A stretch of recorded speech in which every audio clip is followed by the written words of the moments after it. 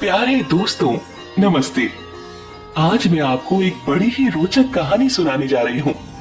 पूजा अपने पिता संजीव और दादी के साथ नारायणपुर गांव में रहती थी। पूजा के जन्म के कुछ दिनों बाद ही उसकी माँ का देहांत हो गया था और उसका पिता शराब पीकर हमेशा नशे में रहता। वह जुआ खेलता था। पूजा दादी के सहारे ही रहती थी।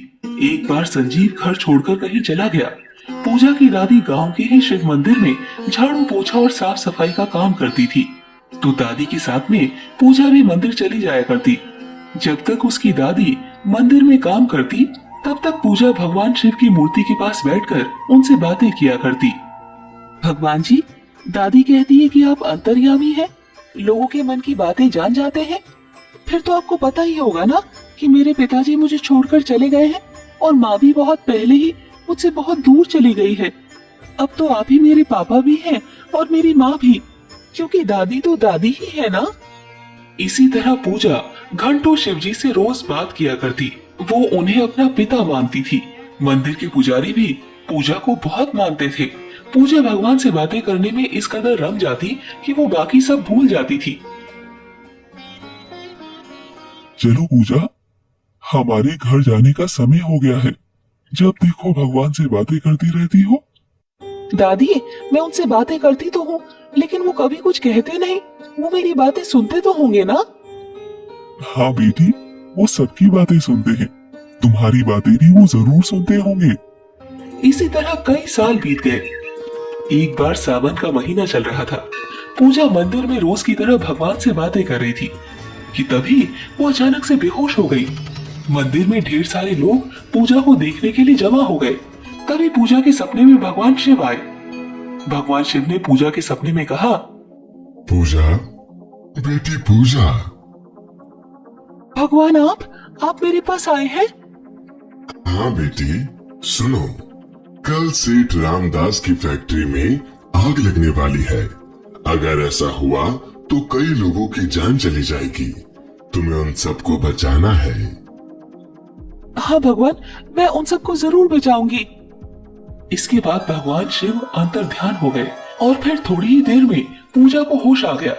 उस वक्त सेठ रामदास भी वहीं मौजूद था। गांव वालों ने पूजा से कहा, अरे बेटी, क्या हो गया था तुम्हें? तुम बेहोश कैसे हो गई थी?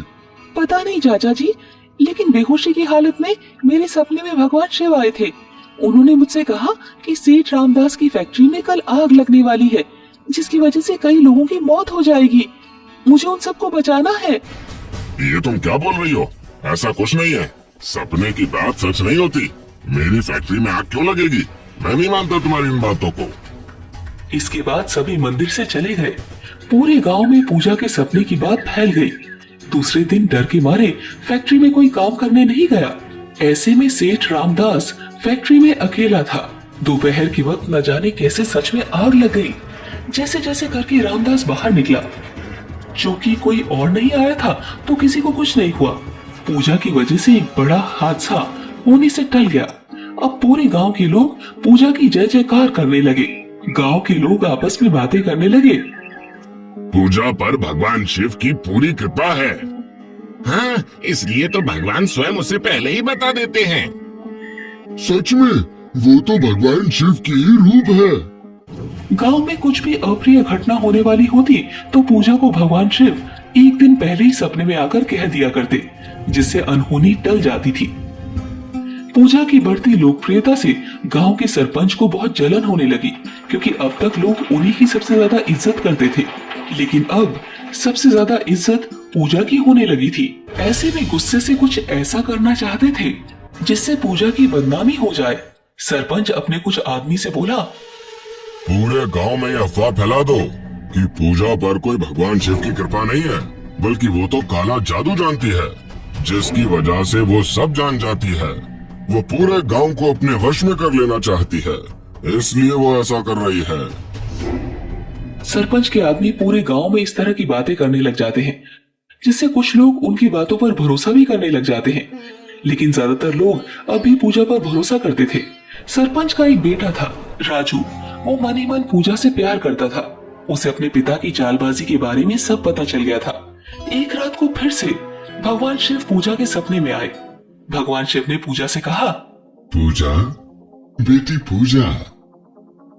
प्रणाम भगवान, फिर कुछ होने वाला है क्या भगवान?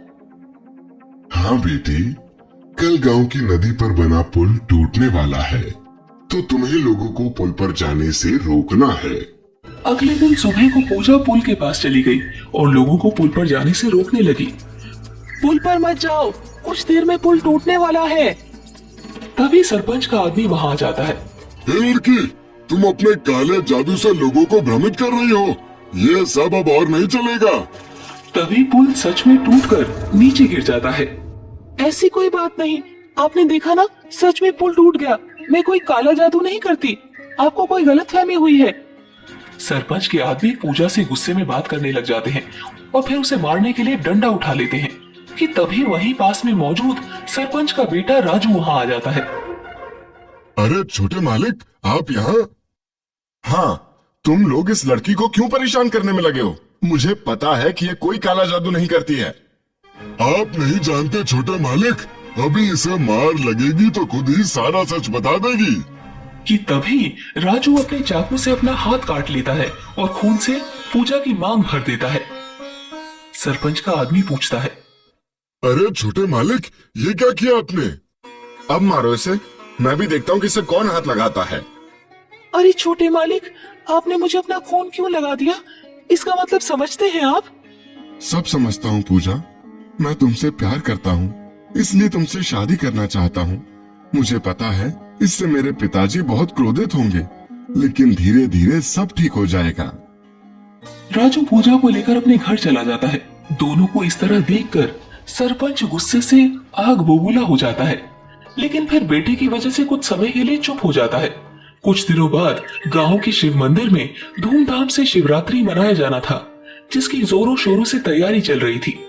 सरपंच ने सोने और चांदी का एक त्रिशूल बनवाया मंदिर में भगवान शिव के पास लगाने के लिए, और शिवरात्रि से एक दिन पहले ही उस त्रिशूल को मंदिर में भगवान के हाथ में लगा दिया। दूसरे दिन हमेशा की तरह सुबह सवेरे पूजा मंदिर में आई तो उसने देखा कि वो त्रिशूल वहां से गायब था। पूजा ने मंदिर के पुजारी से पूछा, पुजारी जी। हाँ बेटी, क्या हुआ? भगवान शिव के हाथ में जो त्रिशूल था वो कहाँ गया? पता नहीं बेटी, मैं तो अभी आया हूँ। इतने में गांव के सारे लोग जमा हो जाते हैं। सरपंच भी वहां आ जाता है। मंदिर में सबसे पहले कौन आया? पूजा बेटी ही सबसे पहले आई है। अच्छा, तो अच्छी चाल चली आ रही है। पूजा, तुम गांव वालों को बेवकूफ बना सकती हो, मुझे नहीं। निश्चित ही तुमने उस त्रिशूल की चोरी की है और गांव वालों के सामने अच्छा बनने का नाटक कर रही हो। सरपंच पूजा को बहुत भला बुरा सुनाने लगते हैं। हे भगवान, आप तो जानते हैं ना कि मैं ऐसा नहीं कर सकती। अब और नहीं पूजा, यहाँ भगवान तुम्हारी मदद करने नहीं आने वाले हैं। बस पिताजी, मुझे पता है मेरी पूजा ऐसा नहीं कर सकती। आप बेबुनियाद इल्जाम लगा रहे हैं। हाँ, तुम तो इसी का साथ दोगे ना। तुम्हारे ऊपर भी तो उसने काला जादू कर रखा है। गांव वालों, मैं तो कहता हूँ कि अब और इसके छलावे में आने की जरूरत नहीं है। ये डायन है, डायन।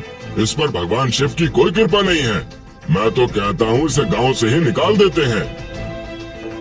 भगवान, आपको तो सब पता है, अब आपको मेरी मदद करनी होगी। पूजा बहुत रोने लगती है। भीड़ में मौजूद सरपंच के कुछ लोग पूजा को डंडे से मारने लग जाते हैं। गांव वाले चुपचाप खड़े रहते हैं कि तभी भगवान शिव वहां प्रकट हो जाते हैं। रुक जाओ, अब और नहीं।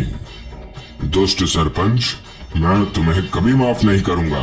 त्रिशूल तुमने खुद लाया और रात को तुमने खुद ही उसकी चोरी करवाई। गांव वालों, इसने अपने घर में मौजूद अलमारी के पीछे त्रिशूल को छिपा रखा है। पूजा को बदनाम करने के लिए इसने षड्यंत्र रचा है। मैं हमेशा पूजा को अनहोनी से तुम सबको बचाने के लिए आगाह करता आया हूँ। मेरे भगवान, मेरे पिता, आप मेरे लिए सबके सामने आए। मैं धन्य हो गई भगवान, मैं तो धन्य हो गई। इसके बाद भगवान शिव वहां से अंतर ध्यान हो गए। सभी गांव वाले सरपंच को भला बुरा सुनाने लगे। मुझे माफ कर दो बेटी, मैंने तुम्हारे साथ बहुत गलत किया, मुझे माफ कर दो।